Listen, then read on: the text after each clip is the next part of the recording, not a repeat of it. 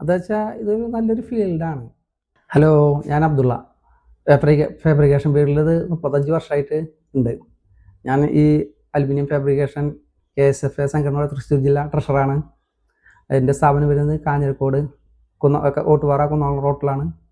അന്ന് ഞാൻ +2 കഴിഞ്ഞിട്ട് എന്ത് ജോലിയിലേക്ക് ഇറങ്ങണമെന്ന് ഇങ്ങനെ നിൽക്കുമ്പോൾ എൻ്റെ കൂട്ടുകാർ കൂടുതലും ഈ ഫീൽഡാണ് ഉണ്ടായിരുന്നത്. അപ്പോൾ അവൻ്റെ കൂടെ പോകാമെന്നുള്ളതിൽ വടക്കാഞ്ചേരി ആൻസൽ അലുമിനിയം പറഞ്ഞൊരു സ്ഥാപനത്തിൽ കൂട്ടുകാരൻ്റെ കൂടെ ചോദിച്ചിട്ട് അങ്ങനെ കയറി. അങ്ങനെയാണ് ഈ പണി പഠിച്ചതും ഈ ഫീൽഡിലേക്ക് വന്നതും. അതെച്ചാൽ ഇതൊരു നല്ലൊരു ഫീൽഡാണ്. മേത്ത് അഴുക്കാവണ ഒരു പ്രശ്നമില്ല.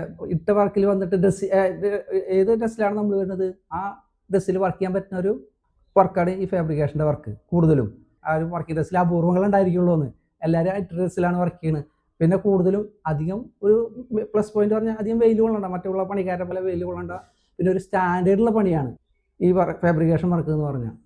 അത്യാവശ്യം നല്ല വരുമാനമുള്ള ഒരു ഫീൽഡും കൂടിയാണ് ഈ ഫീൽഡ്.